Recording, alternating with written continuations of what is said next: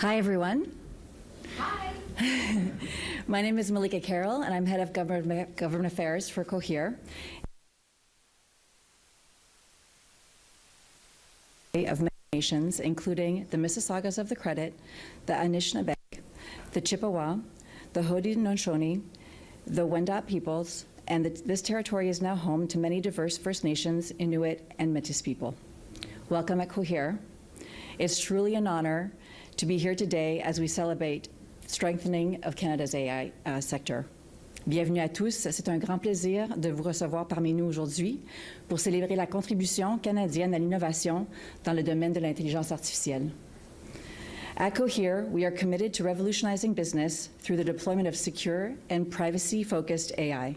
We build cutting-edge large language models that are trained on supercomputers by a world-class team of experts, many of whom are here today, Canadians who work out of our office here in Toronto.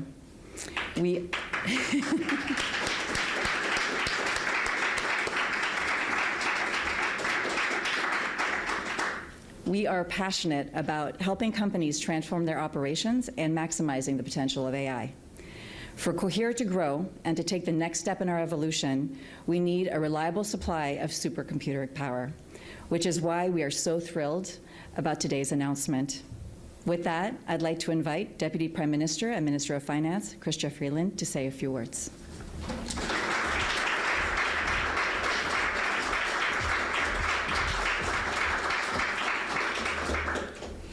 Okay, well, thank you very much, Malika, for that introduction. Aidan, thank you very much for being here. And I really just want to start by saying how inspiring it is for me to see all these great young, because you are young, brilliant people, brilliant Canadians who are working here at Cohere. You inspire me so much. You really are Canada's future. I am so proud of you. Your parents must be so proud of you. I'm really glad you're here. I'm grateful for your work. And I am absolutely committed to create the conditions that keep you here at home doing great work, creating even more great jobs and great growth and opportunity for our country. So thanks a lot, and I'm going to do everything I can to support you. Let's give them a hand.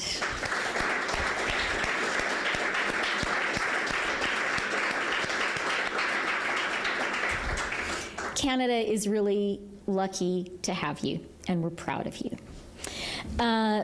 Avant de commencer, je voudrais dire quelques mots concernant l'économie canadienne. En octobre, l'inflation était à 2%. Ça veut dire que maintenant, pour 10 mois, l'inflation était dans la fourchette cible du Banque du Canada. C'est une bonne nouvelle pour les Canadiens et Canadiennes. À cause de cela, le taux d'intérêt diminue. Le Canada a été le premier pays du G7 à réduire ses taux d'intérêt 4 fois. Et c'est aussi une bonne nouvelle pour les Canadiens et Canadiennes et pour les propriétaires, les entreprises canadiennes. Dans l'économie en général, nous voyons de solides progrès, mais il reste beaucoup à faire. Nous savons que maintenant, notre priorité doit être la croissance économique, doivent être attirer les investissements du capital privé, et c'est ce qu'on fait aujourd'hui. So, as Canadians, we can and should be really proud of our country's leadership in AI. This is thanks to investments we've been making for many years now in our universities, in our great researchers. That is where it starts. That is really important. And I want to take a moment to salute and congratulate Canada and Toronto's very own Geoffrey Hinton, winner of the Nobel Prize in Physics for his pioneering work in AI. It's important to recognize the I think invested in the budget in the spring $5 billion in research, in universities, in students, in graduate students, because we know how important it is. And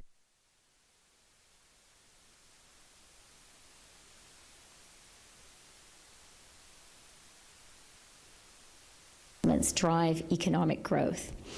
And we have the proof right here today, because your own Aidan Gomez worked with Geoff Hinton. So there is a direct line between the work being done in our universities and having great, groundbreaking, world-leading companies. That is so important for Canada. Everyone here knows very, very well the power, the importance of AI. And there is a global race on right now for AI leadership, thanks to really, really smart Canadians and smart investments we made in supporting those Canadian AI researchers and founders. We have a great base here in Canada. In fact, Canada has 10% of the world's top-tier AI researchers. That puts us in second place in the world. A really big deal. In 22-23, there were 140,000 active AI professionals in Canada. That is 29% more than the previous year. So we have a strong foundation. We need not to take that foundation for granted. We need to build on it. And we know that for Canada to build on that lead in AI with all the advantages that offers for our economy, we need to be sure that you, our AI leaders, have access to compute power. Compute is the technology that powers AI, chips and data centers. Canada has the brains. We have the smart people. We need to be sure you have the infrastructure you need. That's why we launched the Canadian Sovereign AI Compute Strategy yesterday. In the budget in the spring, we announced that we would be investing $2 billion in Canadian AI so that Canadian innovators have access to compute infrastructure, and we have started to roll that out. Today is part of that rollout. So as part of the Canadian Sovereign AI Compute Strategy, we have launched the AI Compute Challenge, and that means the government is investing $700 million to crowd in private capital to get data centers built here in Canada so that all of you can do your work here at home. And today, we have the first announcement to make of how some of that $700 million is going to be used. The Government of Canada, the people of Canada, will be investing, together with Cohere, we will be investing $240 million to get an AI data center built here in Canada.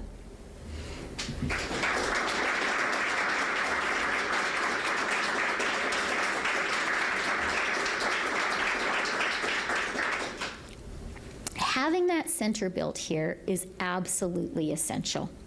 It's crucial for Cohere to build the next generation of AI solutions in Canada. It is going to provide compute power that will be accessible to other Canadian startups, other Canadian innovators in this space. It is going to help us crowd in more private investment, more private capital to get these data centers built and to really build on Canada's strong start as a center for AI, an international center, an international competitor in the AI space.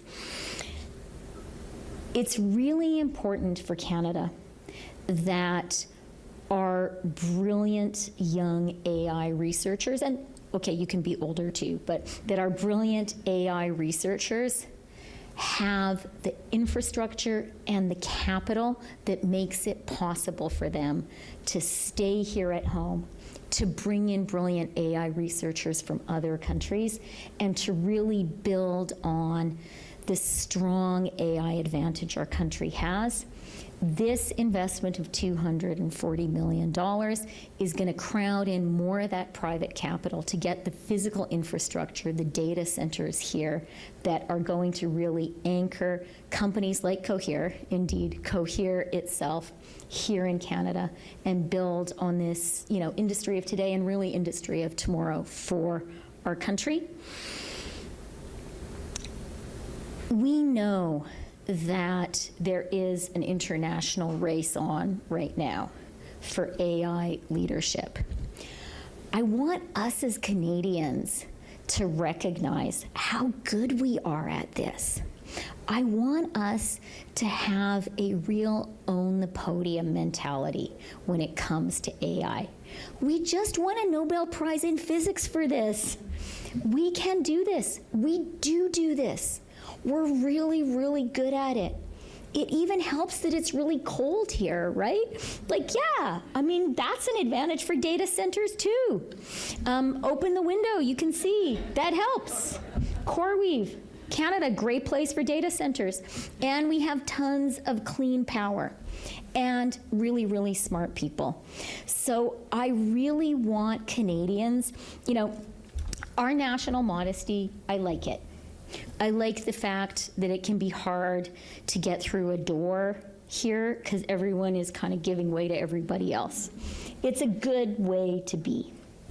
But I want us to set our national modesty aside when it comes to AI. And I want us to have a mentality of owning the podium. We're good at this. We can do it. We are doing it. And the government is absolutely committed to providing the support that you need to crowd in, to attract private capital, to cut through any red tape that you are encountering in getting these data centers built that you need for Canada really to be a dominant player in the world in AI. That is what this investment is about. We've been doing this for a while.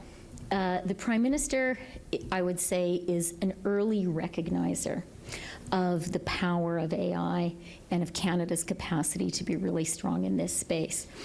Since 2016, the government has invested has announced $4.4 billion in investments to support AI and digital research infrastructure.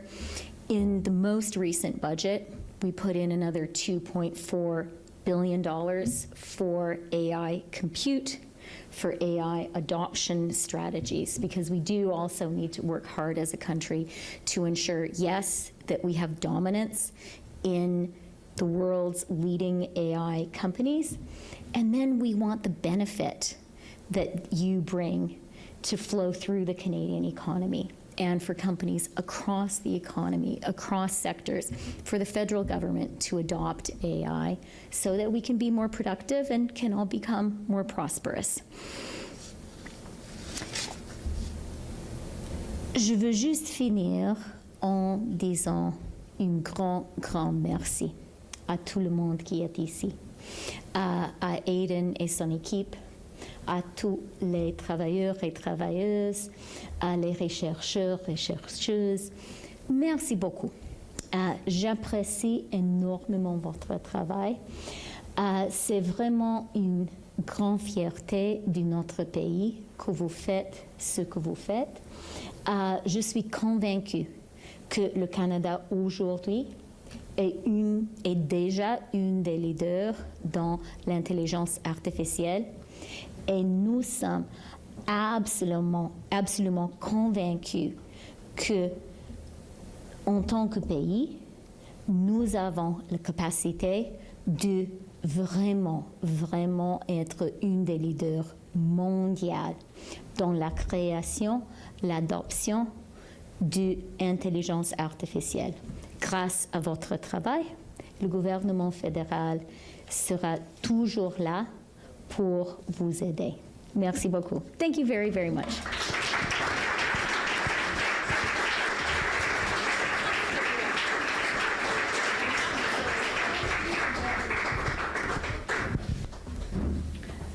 Thank you, Deputy Prime Minister Freeland. We're very excited, obviously, with today's announcement. And now I'd like to introduce Aidan Gomez, Cohere's co-founder and CEO, for your remarks.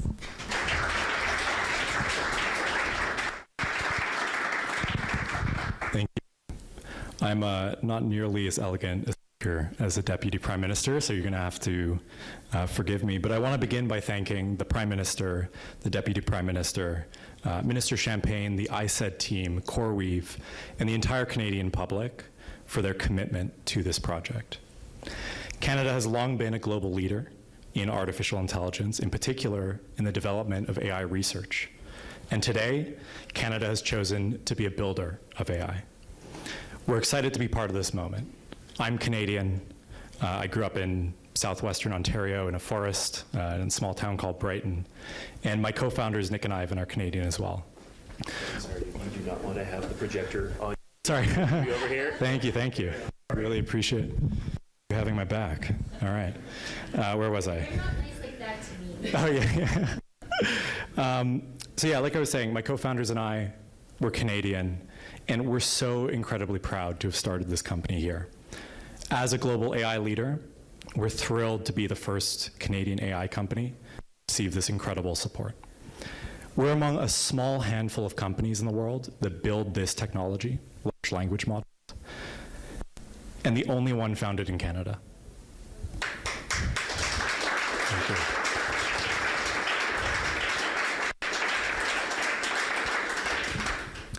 My co-founders and I all studied here at the University of Toronto, and we know firsthand the talent and ambition that our country has and the opportunity that's in front of us.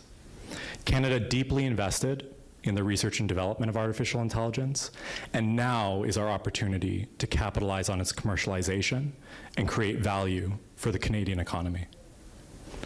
The $2.4 billion compute fund that was announced in the budget is a vote of confidence for AI developers across Canada. It will give companies like Cohere the critical ingredient we need, which is reliable access to supercomputing power right here at home in Canada. With the government's partnership, we will work with CoreWeave to bring state-of-the-art compute to Canada. Our combined multi-billion-dollar investment will empower us to build a liquid-cooled data center powered by NVIDIA's latest GB200 GPUs in the coming months. The cutting-edge infrastructure will allow us to train our next models here in Canada.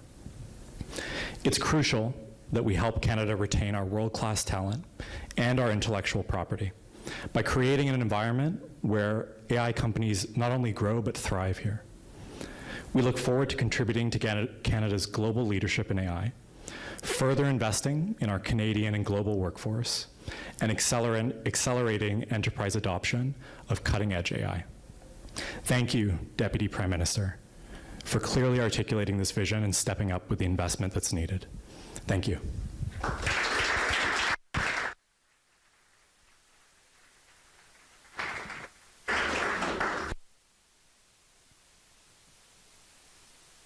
Aidan, thanks to you for coming and working with us together to advance our country's and our system's global leadership in AI. Merci à tous pour votre participation et votre soutien aujourd'hui et dans le futur. I understand the Deputy Prime Minister, Freeland, has agreed to take some questions. So with that, You can answer questions. sure, yes, Nathan. So with that, I will.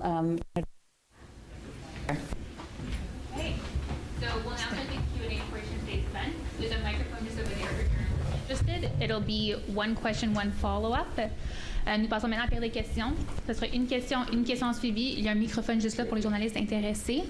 Just state your name and your outlet and who the question's for. And just so you know, this will be a brief media availability. Thank you. This will be for Minister Freeland, Kurt Brunich, Global News. When your government reduced immigration levels in October, Mark Miller said increased immigration helped keep Canada out of a recession. With your government's significant immigration reduction, should Canadians expect that Canada will enter a recession? No. Quick follow-up, thank you.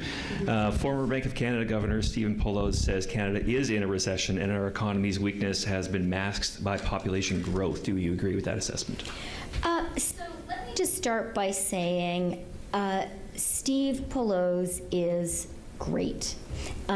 He has made huge contributions to Canada, continues to make huge contributions to Canada.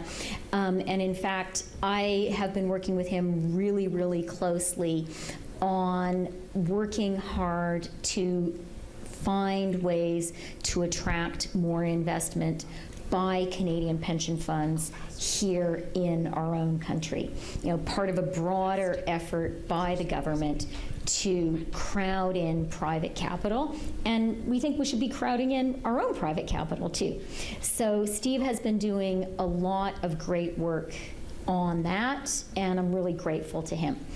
When it comes to the Canadian economy,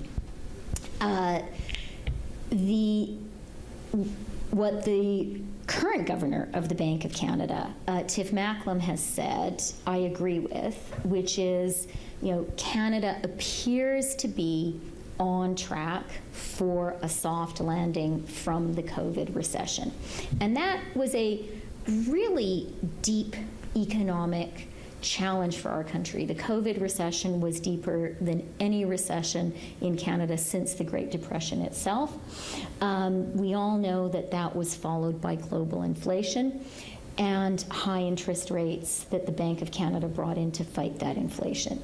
The good news is, for the past 10 months, inflation has been within the Bank of Canada's target range, and we've seen the Bank of Canada lower rates, interest rates, now 4 times in a row. The Bank of Canada was the first of the G7 central bank, the first bank in the G7 to lower rates for the first time, for the second time, for the third time, and for the 4th time. All of that is good news for Canadians. It is also the case that now that inflation has come down, now that the Bank of Canada has been moving to lower rates, now is the time when all of us need to focus on economic growth. And that is what the government is absolutely the government's priority. We know that we need stronger growth. We know that Canada has the capacity to have stronger growth. We know that stronger growth means more jobs, better paying jobs for Canadians from coast to coast to coast. The announcement today is part of that work. AI is really a big, very promising for Canada's growth plan for the future. It's promising because this is a cutting-edge technology in the world, and we can be a leader here. And it's promising because it has the capacity to drive productivity throughout the economy. And the other aspect of today that is really important is we recognize that to have growth, yes, we need facilitating investments from the Government of Canada, from the people of Canada, but we also need to crowd in private capital. And that's what we're working hard to do. Thank you. Next question. Prochaine question. May Look from The Logic. Have you had any discussions with institutional investors about providing project financing for data centers under the AI Compute Challenge? We are having a lot of discussions with a lot of people about getting more investment coming into Canada in AI, in data centers, and across the whole economy. Right.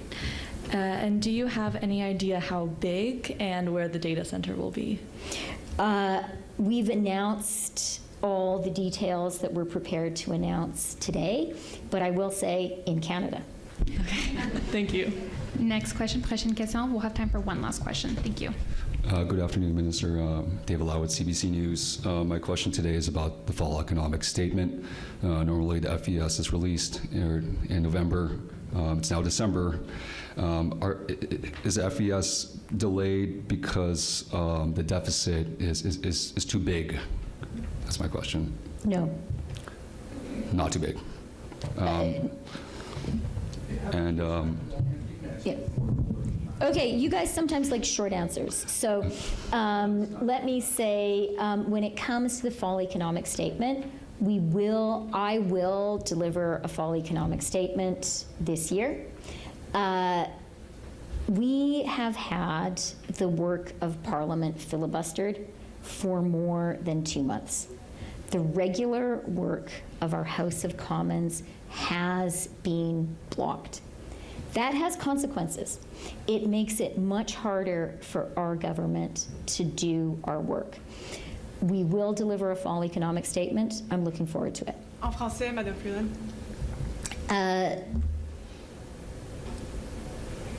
Je vais présenter un annoncé économique de l'OTAN cette année, bientôt.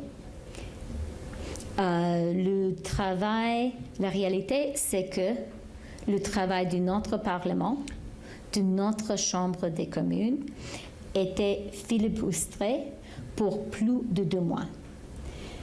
Ce filibustre, ce blocage du travail de notre Parlement, du travail de notre Parlement démocratiquement élu, a des conséquences et empêche le travail de notre gouvernement. Yeah, sure.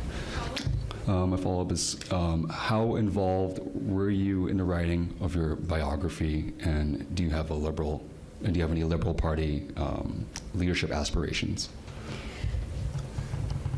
I'm not entirely sure what you're referring to on the biography front, so I haven't been involved. Okay. And I'll just say, and in terms of the next election, I intend to run again as an MP in my riding of University Rosedale. Oui, puis en français, par rapport au livre, pourquoi publier un livre sur votre carrière politique maintenant? Est-ce que vous comprenez que des gens pourraient se demander si c'est pas pour mousser une candidature à la chefferie? Je veux être très, très claire. C'est une initiative d'écrivaine. C'est sa décision, c'est son travail. J'ai aucun lien avec cela. All right, that concludes today's press conference. Thank you so much, everybody. C'est ma fin de la conférence presse. Merci. Okay, thank you.